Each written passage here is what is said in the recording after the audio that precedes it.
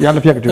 di ko jaajëfal bu baax professeur Khadim Rassoul Thiam d'abord ñëw ci wàllu Covid bi yow day mel ni da nga amoon jàngoro ji nga nekkoon fi nga xamante ne mooy hôpital Dalal Jàmm daal di fa entrer d'abord yow par exemple jàngoro ji nan la dalee exactement.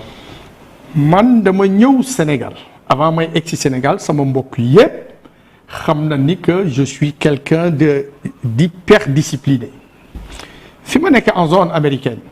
bi nga xamante ni convaincre nañ ñu ci li ñu tuddee vaccin puisque fi ma nekk mi ngi rey des centaines de milliers de personnes je me suis dit man bëgguma dem dama bëgg a toog ci àdduna bi ñaan yàlla bokk ci liggéeyu Sëriñ Tuubaa bi def ni ko sëriñ bi bëggee ma def sama li ñuy wax entre guillemets vaccin. nga daal di vacciné wu le Pfizer. fan si foo ko defee exactement maa ngi ko defee à l'hôpital de la Ménard au même moment que Jacob de Varieux.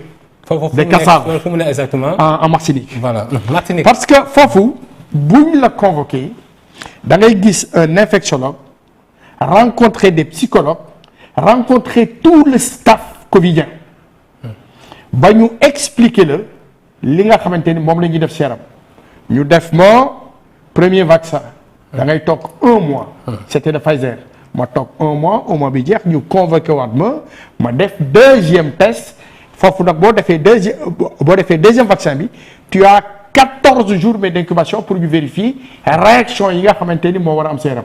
man awma benn réaction boo xamante ni sonal na ma ci la décidé. wax ni maa ngi dem vacances Sénégal. bi ma jógee les îles d'Amérique le 10 maa ngi egg si Paris le 11 gisante ak sama doom.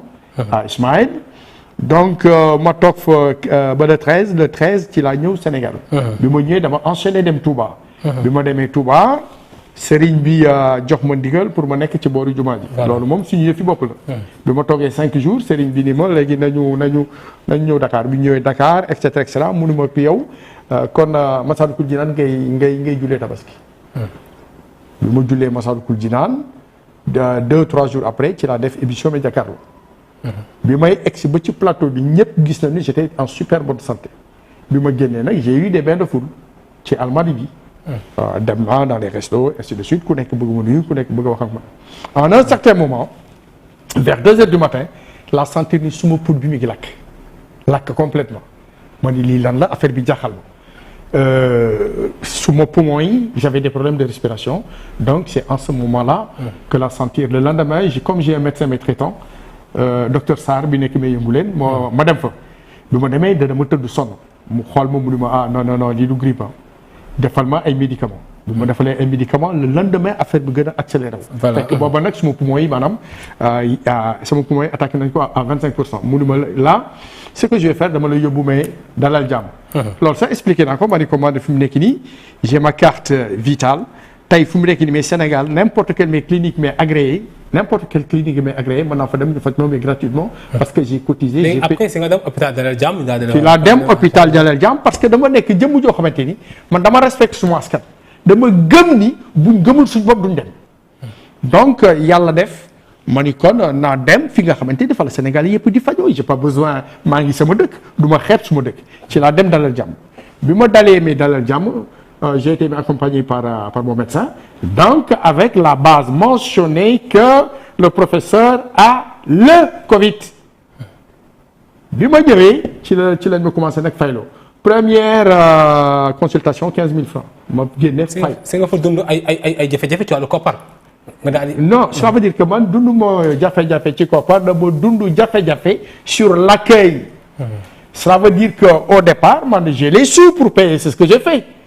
mais conditions yi nga xamante ni ci la ñu teg parce que ñoom ils sont dépassés jusqu'à maintenant parce que ils ont un problème de lit fu nit ñi maanaam di cas grave yi moo ëpp doole il fallait faire un tri ñi nga xamante ni ñoom la ñu war a sauver ñi nga xamante ni gis nañ seen dossier médical ils ont des paramètres mais de comorbidité ci la bokk donc amul benn influence boo xamante ni wala benn privilège maanaam jox nañ ma ko mais dans ce bi nga xamante ni maanaam loolu am na ils ont vu que ni sama taux d'oxygène mi ngi commencé di dem en saturation ba egg à 30%. Ça veut dire que j'étais programmé pour mourir soit le lundi ou le mardi.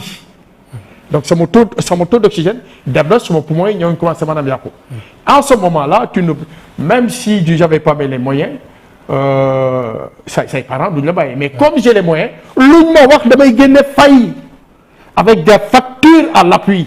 Est-ce que tamit loolu war normal na ku am Covid ñu koy fayloo par exemple. Ça c'est un autre débat bu la neexee bu ci kanamee mën nañ ci dugg. Mais mon cas personnel j'ai payé beaucoup d'argent avant ñu may jël di ma yóbbu à la chambre mais 41. La chambre mais 41 bi ma ñëwee mu am des problèmes d'eau. Les problèmes d'eau comme ni ma ko waxee dans la vidéo les problèmes d'eau du Dalal Jàmm les problèmes d'eau du la société des eaux dafa am un opérateur de téléphonie bu doon gas toj madame ay tuyaux ñoom ñu nekk ci pendant une dizaine de jours donc je ne peux pas cibler qui que ce soit. Yàlla def na mu manqué ndox foofu. waaw looloo tax mu manqué ndox man bi ma ñëwee comme j'ai les moyens j'ai acheté des dizaines mais de bouteilles. jëndal sa bopp jëndal ñëpp. donc mais li gën a grave mooy amuñu ndox bu ñu def ci WC yi. les odeurs tout ça. est-ce que approché nga autorité hôpital yi waxtaan ak ñoom par rapport aux conditions. non maa ngi wax ak ñi nga xamante ni c'est le staff mais médical. Mais comme j'ai les moyens j'ai acheté une trentaine de bouteilles de Javel.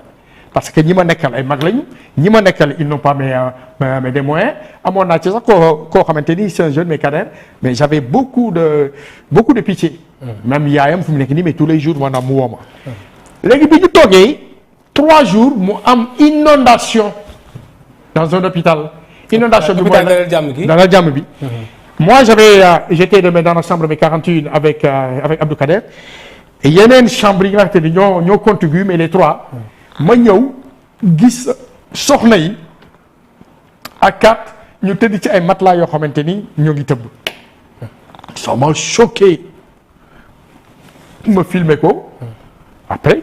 kon da nga jàpp dafa am ay failles au niveau de la gestion hospitalière bi nga xamante ni ñu ngi koy. non il y a la gestion hospitalière il y a la gestion de la logistique hospitalière. ci soins yi il y a rien à dire. à part que dans les soins li nga xamante ni. mooy faj le covidien yaa koy jëndal sa bopp. moi j'ai mes factures. c'est pour cela que démb dans l'émission que j'ai faite mais Ndoumbelane il y a le directeur de Dalal Jàmm ñëw na sax ba ci plateau bi pourquoi faire. ah bon directeur Dalal Jàmm dafa ñëw dafa woote ba sonn et puis ça n'a pas passé. est-ce que moom jàppul ni par exemple cadre yi nga wax c'est pas fondé. mais c'est fondé man maa ngi sumay facture.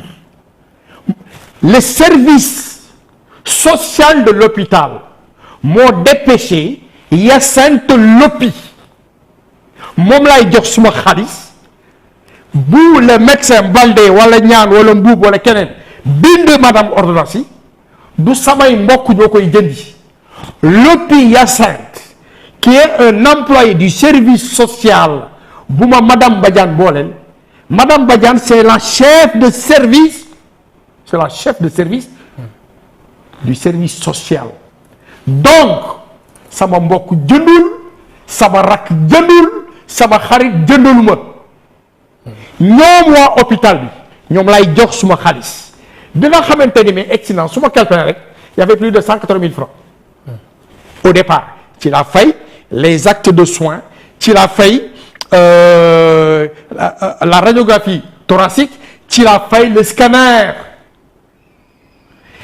tey bi nga xamante ni maanaam les antibiotiques commencé nañ ko 2 le matin mais 2 le soir fi ma ko jëndee c'est clair monsieur Lopi Hyacinthe mi ngi ma ko doon jëndal en face de l'hôpital ba mu am rupture mu dem du côté de la pharmacie du Golfe sama tur ma nga fa sumay facture ma nga fa donc quand monsieur Daf xaw ma ci fan la mën a basé wu pour wax ni man fayuma les factures sont là monsieur Lopi Hyacinthe qui est un chrétien. mais est-ce que tamit approché nga administration hospitalière bi pour bañ a fay je veux dire yoon bi nga xamante war a mën a jaar pour mucc ci wàllu fay. mais ñoom ñoo ma wax ci seen lamiñ du ñu fay médicaments yi les actes de soins infirmier bi ñëw di ma defal cathéter bi loolu du ma ko fay médecin bi ñëw di ma consulter loolu du ma ko fay mais les médicaments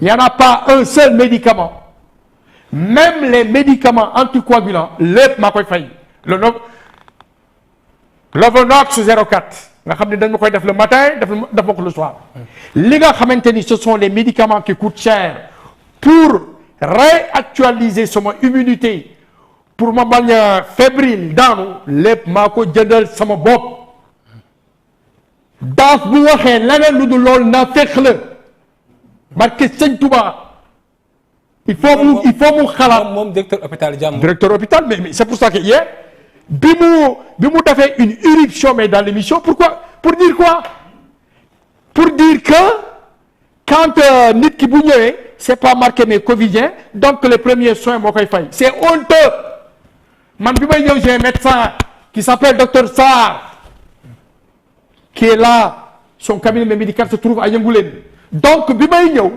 ils ont vu que c'est Covid les premières mes prises de sang Covid j'ai payé les prises de sang tout j'ai payé même les actes ci la ñu gis ni le Covid est sur moi ci la ñu gis ni mais mes poumons 25% étaient déjà touchés.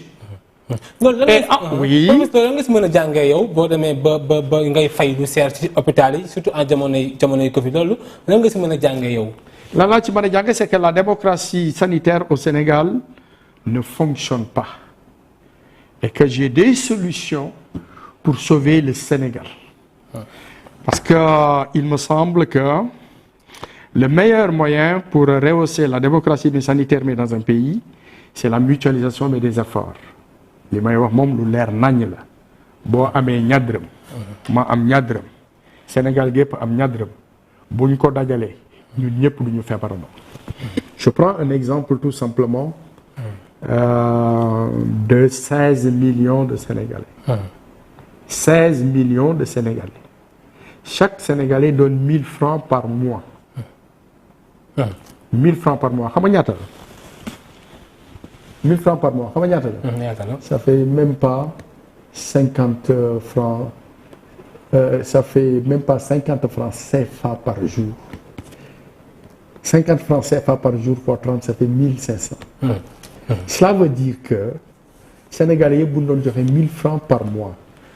mais nag ñu seq ko avec des gouvernants honnêtes des politiques honnêtes mais pas des politiciens.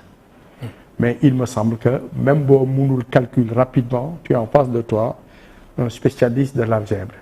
16 millions fois 1000 ça fait combien? Ça fait combien? Wow. Ça fait 16 milliards. Effectivement. Ça fait 16 milliards. 16 milliards fois 10 mois. Ça fait 160 milliards. Est-ce que tu imagines, dans un pays de 16 millions de Sénégalais, on a la capacité de faire cotiser dans la mutualisation des efforts 16 millions de Sénégalais à raison de 1000 francs, ça fait 16 milliards, fois 10, ça fait 160 milliards. Xam nga loolu maanaam damay laaj 1000 francs. Je peux faire encore un autre raisonnement beaucoup plus simple. Je vais subdiviser le Sénégal en contrées de pôles sanitaires. Mais tu conviendrais avec moi, yow, dans un village de 20 000 habitants, ñëpp buñ bayee ku ci nekk joxe maanaam je sais pas 500 kilos. 500 kilos. Voilà 500 kilos dugub.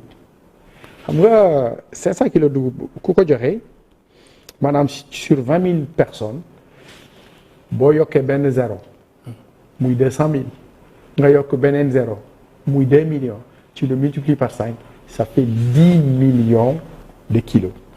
Léegi est-ce que imaginer nga 10 millions de kilos le kilo de 1000 coûte 500 francs ñaata la 10 millions de kilos. Le kilo coûte 500 francs. da ngay yokkaat rek. 2 zéros effectivement da ngay yokkaat 2 zéros. mu nekk 500 millions. Voilà nga yokk 5 bi. Ça fait donc pratiquement des sommes astronomiques. Effectivement. Et ces sommes astronomiques là. C'est dans un village. yaa ngi imaginer benn village bi am 500 millions 500 millions mënuñu ci tabax benn poste de santé jënd ci ambulance tabax ci une maternité pour une contrée de 20 000 affaire bi c'est tout simplement une question de volonté et d'objectif matriciel. Quand je parle d'objectif mais matriciel, tu mets tout dans une matrice, subdiviser ko en sous-objectifs. li nga bëgg a def di nga ko xam mais c'est que tey Sénégal dañu toll foo xamante ni dafa mel ni soit ñi jiitu amuñu xam-xam.